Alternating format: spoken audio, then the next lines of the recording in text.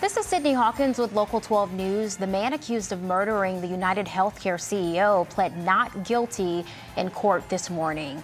President Joe Biden announced today he's commuting inmates' death sentences.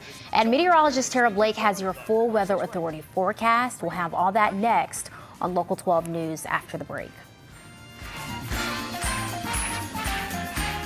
And meteorologist Tara Blake, a warm front and a cold front combo. We get the warmth first. We're tracking in rain for tonight. Full details coming up next. Plus, the House Ethics Committee finds significant evidence against former Congressman Matt Gaetz. And the man accused of murdering the United Healthcare CEO pleads not guilty, the maximum number of years he could spend in prison if convicted. And we have new information about a crash that shut down the Ronald Reagan Highway over the weekend. Local 12 News live at noon starts now. Thank you for joining us this afternoon. I'm Sydney Hawkins sitting in for Liz today. We start with a breaking news alert. The man accused of fatally shooting the CEO of United Healthcare pleaded not guilty today on the charges he faces at the state level. 26-year-old Luigi Mangione was formally charged last week by the Manhattan District Attorney with multiple counts, including murder and murder as an act of terrorism. Mangione was extradited from Pennsylvania last Thursday and was quickly rushed to New York City. He's being held in a Brooklyn federal jail alongside several other high-profile defendants, including Sean Diddy Combs and Sam Bankman-Fried. Mangione faces the possibility of the death penalty for his federal charges, while the maximum sentence for the state charges is life in prison without parole. Also breaking at this hour, the U.S. House Ethics Committee found evidence former Congressman Matt Gaetz paid women tens of thousands of dollars for sex or drugs, including a 17-year-old girl in 2017. That's according to a final draft of the panel's report on the Florida Republican. The Republican-led panel chose to take the rare step of releasing a report about a former member who resigned from Congress. Gaetz was President-elect Trump's first pick to be Attorney General, but he dropped out amid opposition from GOP senators and a news report of key details of this same ethics report. The driver who Blue Ash police say crashed into someone after driving the wrong way on Ronald Reagan Highway over the weekend has been identified. The crash shut down traffic for hours Saturday night near the Plainfield Road exit. The driver going the wrong way was 59-year-old Terry Hayes, who died at the scene. 2 other people were hurt. Police say after they set up barriers to clean up this crash, a separate drunk driver drove through those barriers and hit a police cruiser. A Blue Ash officer was taken to the hospital. A Claremont County man will face a judge today accused of carjacking a woman. Police say 57-year-old Timothy Bow threatened a woman with a gun last week in Miami Township and stole her car. It happened Thursday near the Walgreens off Branch Hill Guinea Pike. Police arrested Bow the next day. Law enforcement agencies across the tri-state say they've seen a rise in these types of crimes, and they're warning people to be extra aware of their surroundings to avoid becoming a victim. An early morning crash in Cincinnati is a reminder to stay aware when you're traveling. 2 CPD cruisers were hit on I-75 at Paddock Road this morning around 12:30. The officers were responding to a separate crash when their cruisers were hit. We're working to learn how those officers are doing this afternoon. 12:02 now. Let's get a check of your weather, your holiday weather, with meteorologist Tara Blake. Who wished for rain for Christmas? Probably not many, but that's what we've got. At least it's coming in with milder temperatures, and you get a lot of dry hours too. We've got rain back by about 8, 9 o'clock tonight, though I do have an additional chance for you on Christmas and our next weekend too. But all that snow still Way off to the north, we've got high pressure to the east. A warm front is going to allow milder air to take over.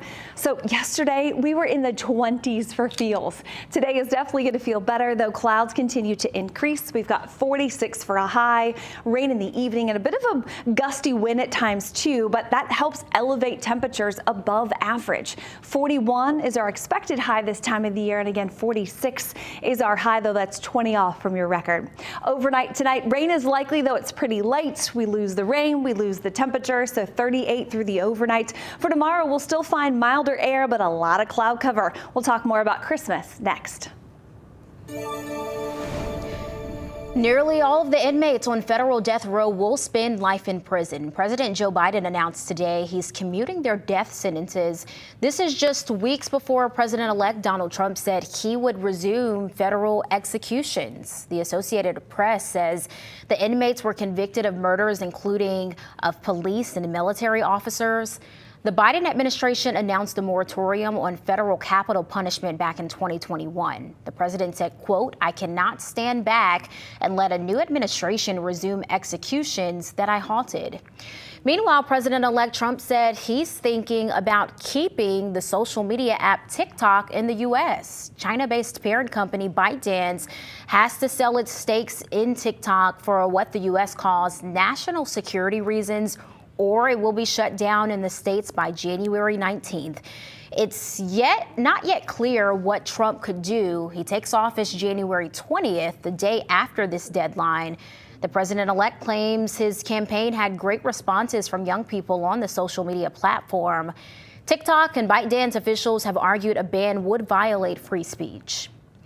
We're learning more details about a potential merger between Honda and Nissan. The Japanese automaking titans have formally agreed to hold talks over the next 6 months. The possible deal would create the world's third largest automaker and give them more resources to compete with a growing threat from Chinese car makers. A third automaker, Mitsubishi, is already in an alliance with Nissan and will also take part in these talks. If this merger is approved, visible signs of progress would not be public until at least 2030.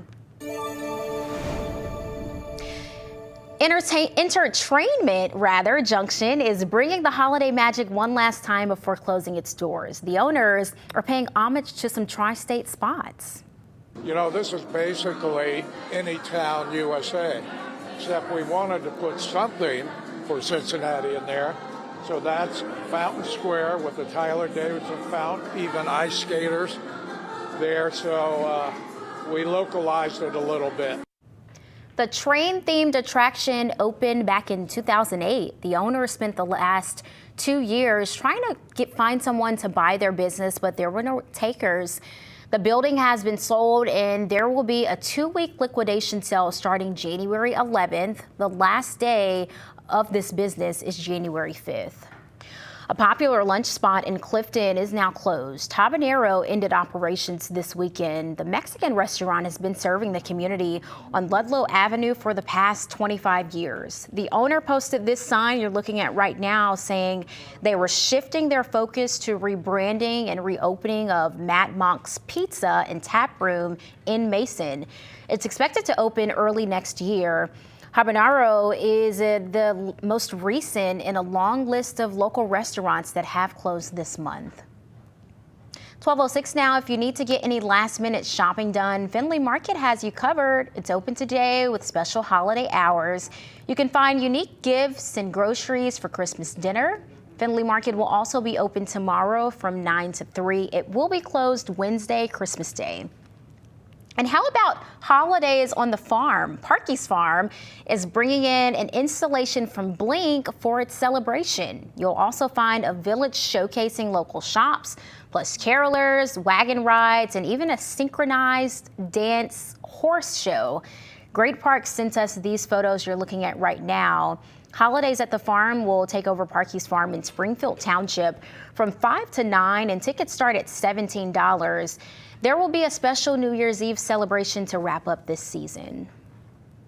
Now to your sports. Joe Burrow and Jamar Chase keep putting up extraordinary numbers. The Bengals swept the Battle of Ohio with the win over Cleveland yesterday, 24-6. Now, only Burrow can turn a faceplant into an NFL record. Number 9 became the first quarterback in NFL history to throw for 3 or more touchdowns and 250 or more yards in 7 straight games. I was parallel. I don't know how I threw it, but that one was pretty cool. It's been nice to rattle off a couple wins here, get some positive momentum going, seeing some young guys make some big-time plays. We got to keep that going. The Bengals are on a short week meeting the Broncos at Paycor Stadium this Saturday at 4:30. Some Starbucks workers remain on the picket line, and the strike has now grown to 9 states. Plus, a study finds there are some disparities in breast cancer screenings. We'll have those details when we return. Also, a reminder, you can watch Local 12 News on the go. If you're traveling for the holidays, you can scan this QR code. It sets up your phone for you to watch on local12.com, our free news app, or the app called News On, and you don't have to leave us at home.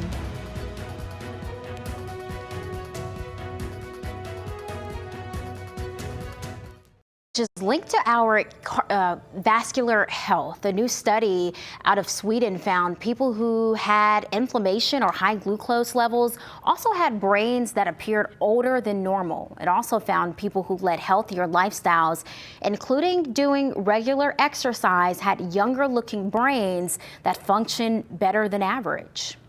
Laws banning the sale of tobacco to people under 21 are effective at reducing smoking and saving lives.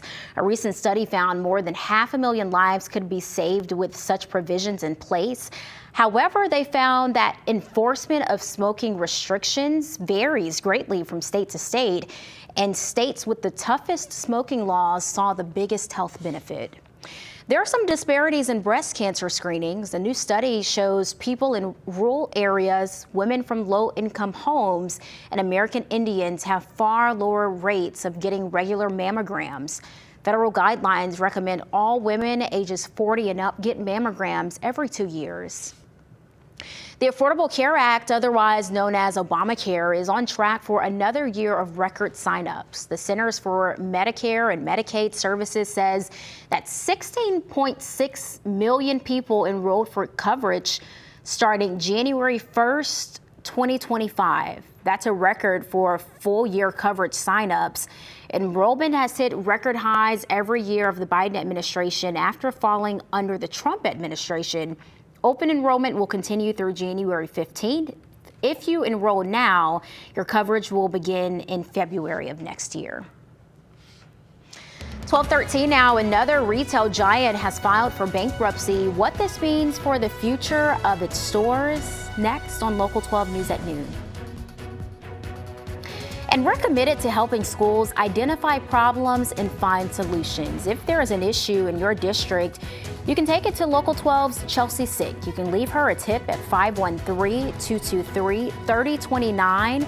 You can also email Local 12 Classroom Tips at Gmail or use Chelsea Sick's Facebook page to shoot her a message.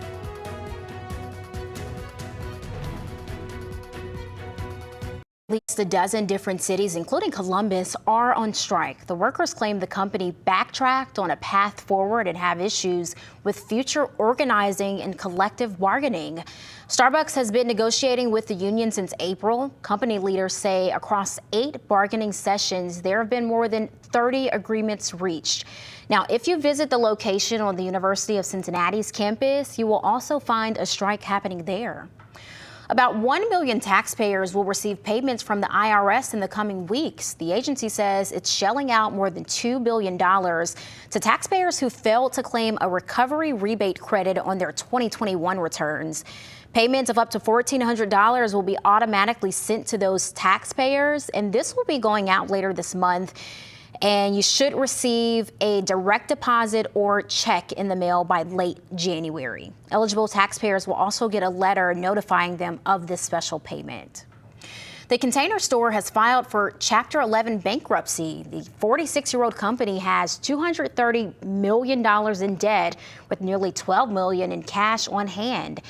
It will receive $40 million in fresh financing after this filing. The retailer's 102 locations and website remain open for orders during this process. Now, once Chapter 11 is complete, the Container Store plans to emerge as a private company. And thousands of Party City workers are learning they will be out of a job heading into the new year. The retail chain has filed for bankruptcy for the second time in less than 2 years. In a statement, Party City says filing for bankruptcy would, quote, maximize value for its stakeholders and close in the most efficiency manner. Stores will close on February 28th, and the company says they will have a going out of business sale. The CEO pointed to the company's financial challenges as the reason for this collapse. 12:18 now as we take a live look at a pretty beautiful Cincinnati right now. Some clouds, sunshine. It is not too bad of a temperature right now. Meteorologist Tara Blake says will remain in the mid-40s today.